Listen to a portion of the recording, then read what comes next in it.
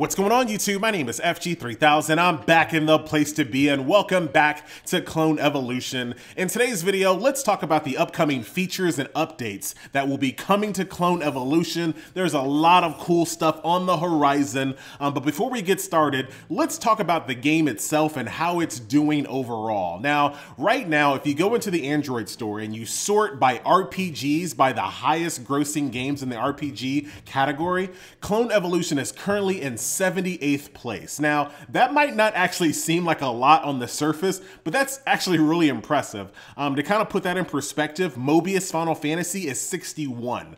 So when you kind of consider Clone Evolution doesn't have a big name, it's not Final Fantasy, it's not from a big company like Square, the fact that it's in 78th place is actually pretty impressive. When I started playing this game a month and a half ago, it was nowhere near that.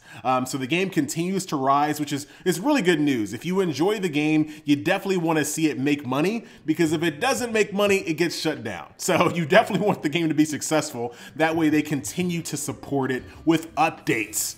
Great segue, FG. Thanks, FG. Let's talk about some upcoming updates. Now, this week, October 27th is the tentative date for the Halloween event. Now, I don't know the actual details of the Halloween event, but those are kind of the tentative dates, so be on the lookout for it for October 27th or 28th. You can already see in-game, there's some jack-o'-lanterns in the game, kind of getting you in that festive Halloween mood, but there is more to come, so definitely be on the lookout for the Halloween event. Also, as we know, there are new clones coming to the game. In a previous video, I showed you some teaser images of those clones. Now I have a little bit more pieces to the puzzle.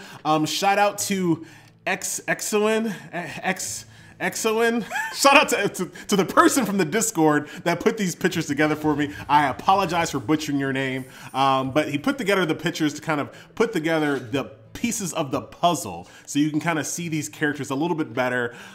First things first, you have Vlad. I think he's Vlad, but he's definitely a vampire-like character, so that's an easy one there. You have this one, which no one has really been able to kind of figure out what it is. There's not a lot to see in this image, so if you have any guesses, definitely leave them in the comment section below or come chat with us in the Discord. Next up, you have basically what people are guessing that this one is Dr. Frankenstein and his monster, which I think is a pretty good guess, especially considering Halloween and the Vlad one from previous. That sounds about right. And then last but not least, Wukong himself. Wukong has to be in every single video game, and I appreciate him in every single video game. Yeah, that's definitely Wukong. So yeah, looks very, very awesome. There's a few different sketches for him, so be on the lookout for that. So you got your Halloween event coming, you got new clones coming. I'm sure in that patch there are going to be some other bug updates and quality of life updates as well. Once again, I don't have all of the details surrounding that, but that kind of goes without saying when it comes to patches. So that is coming. So what else is coming on the horizon, FG? I'm glad you asked. Cross-server guild battles. All right, cross-server guild battles are on the horizon. That's going to be in about 2 to 3 weeks. So that's actually really exciting. Now, there is a lot of people out there that don't really like the mobile cadence, right? And what do I mean by that? That means that a lot of these mobile games, or pretty much all of these mobile games, they continue to make new servers. And there's a reason behind it. You want to make new servers so that people join the new servers and they feel like they can compete.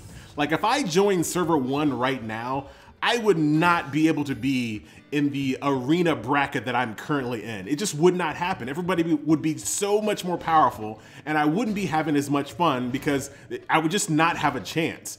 So there's always new servers being created so people can be competitive, so guilds can invite you. Like once again, if I go to server 1 with my measly battle power, no top guild is going to invite me in their guild. They don't want scrubs, and it'll be forever before I get to that power. So there's a reason why new servers are constantly being created, but it does create a problem. As new servers come up, old servers get less and less populated because just natural attrition.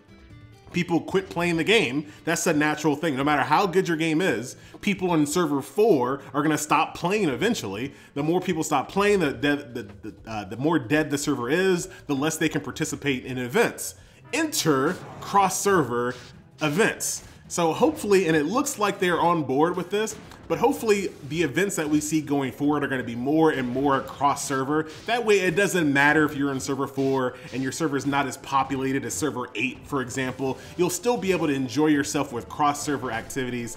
So cross server PvP, guild PvP is on the horizon. That's coming in 2 to 3 weeks. So definitely be on the lookout for that. Also coming up, and I don't have a timetable on this, is red heroes. So we have gray, we have green, we have blue, we have purple, we have legendary, which is yellow or orange, depending on what your eyes tell you. But we'll have red heroes as well. If you've played other hero collectors, that comes as no surprise. So definitely be on the lookout for that.